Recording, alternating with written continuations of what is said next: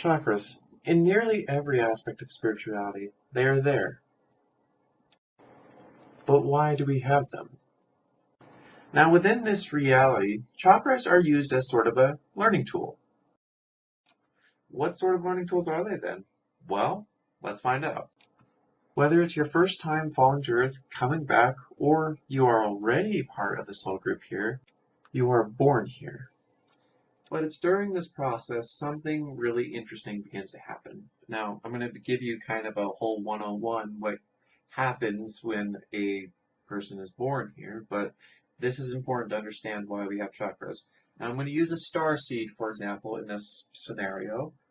All right. Now, these here, these dotted lines, are going to represent different dimensions here. And this here will be mom.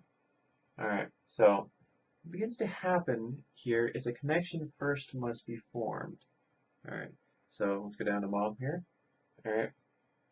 And she is marked, so to speak, to that little red dot. That's the first sign of when a spirit begins to anchor themselves to be born here in a vessel or body, so to speak. Alright, so now begins the process of falling. So, like, the spirit is, well, most of it's up there, but a piece of itself, a soul, if you will, an emissary of itself, comes down, and let's say this is the soul here. Alright, and it begins to anchor itself into mom here. So as this is happening, what happens inside the vessel itself is, alright, here's the soul here again, but it begins to really condense down. So, okay, sorry if my hands are in the way, but it really begins to condense down, and this almost kind of seems like darkness kind of goes around the light there, but that is actually very important because that darkness there represents a lot of our different memories and such, and the light is the more conscious part of the soul here. So it's like everything has to condense down to like be in this body. So, and that's kind of why you forget this darkness here represents kind of like the veil, and it's why we really can't remember why we're here. We get an inkling, but that's it. It's just there's so much condensed in here, it really makes it hard to reach into. And trust me, can be a little difficult.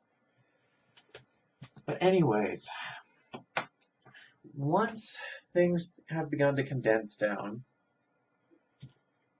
the chakras begin to form. Alright, so I'm just going to use red. I know I could use different colors, but let's say all these different chakras form. I'm just going to draw the 7 here. Alright. Now, the 7th one down here is important because this is when it begins its development here. And the rest of these are in more of a proto stage, so to speak. Alright. And the root chakra begins its development from the womb up until about a year and a half, and then it's developed. And, you know, I can go into the cycles of what happens when you reach age 14. The chakras start going through their cycles, but that's not the purpose of this video.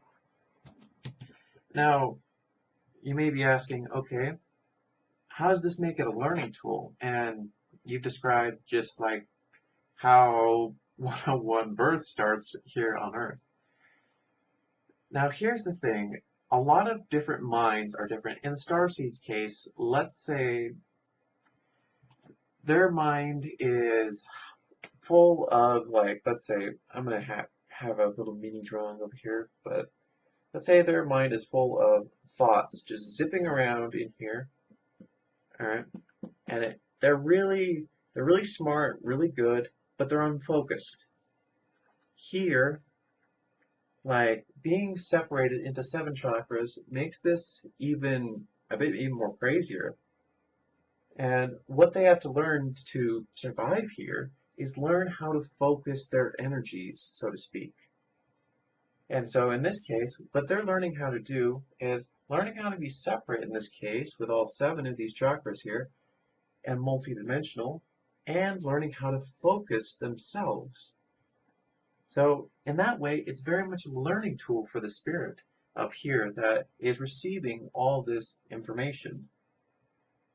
And you can ask, like, how aware is the spirit that everything's going on? It's pretty aware. And this guy over here, the soul, like, he's pretty aware too, but in a sense, like the rest of us here, is like the chakras and the soul and all of this, a lot of these different entities, in a sense, are unaware of each other. And I say entities kind of because when it's all said and done like this, you are interconnected more so and separated at the same time. Now, what do I mean by that? When you think, you're thinking up here with your head. All right, so I'm thinking everything's up here. When I'm feeling love, I'm feeling it down here. And with my sense of security, or like if something threatens that, I feel a big pit in my stomach that goes right down to my root and everything. So what I'm saying is the chakras have different minds, so to speak.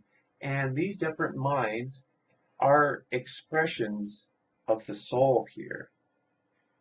And they form what's the beginning of the body consciousness. These little tendrils of the soul come out. All right, I'm going to use blue here. All right. Okay, I hope you can see that. All right, so these little tendrils come out and they begin to form the body consciousness. Most importantly, the root for the first stages of life. And as the body consciousness develops, it begins to develop another sort of identity where the spirit can also take that into a learning experience. Now, most of the time, most people work out of 1 or 2 chakras, mainly the head or the third eye, not completely activated, I'll say, but and also down here at the root. They're very concerned about their sense of security. You know, some people work out of others, and sometimes more, but most people are very unaware of this, and in a way, this forms different senses of personas for you to survive here. Like you have your professional self, you have your intimate self, and so on. And these different personas are created as a body consciousness for you here to survive. Now, you may be asking, where's the true self in all of this? All right? The true self still resides within you, and it's found in the silence. And, you know, if you look at my video of falling into your soul, that's where you find the true self. Now, you're thinking, okay, this is a lot of different information that I've been given here. What am I supposed to do with all of this? What you're supposed to do with all of this is the chakras are supposed to teach you lessons of, so to speak, of energy that can flow through all these different things and getting them to work together. And like if you're a soul that is rather unfocused or whatever, getting all this focused in, or if you're a soul that's focused, you may be having a more of a separate experience here. All right, so every one of these is separate. It really unfocuses you, and it gives you an even greater challenge of trying to figure out how do I refocus myself to where I was here.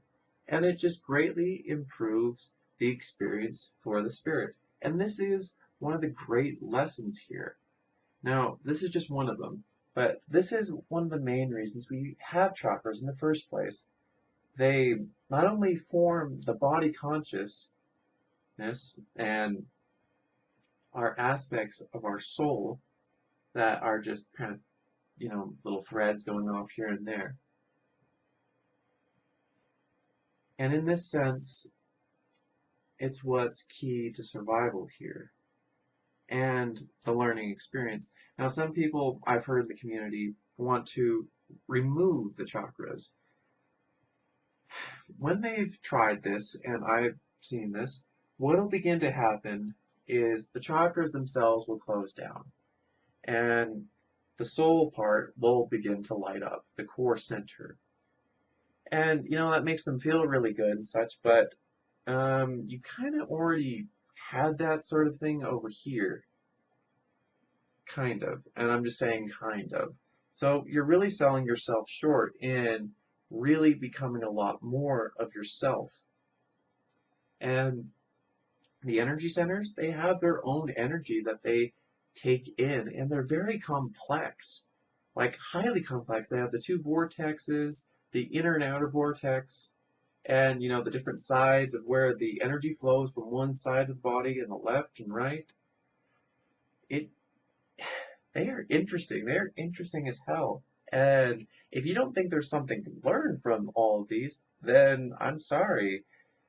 I've wasted your time in this video. That's what chakras are for. They are learning tools. And they're also for channeling energy through this body and out. Because these chakras, as you know, are connected to a whole set of meridian systems. And that's how you channel the energy out.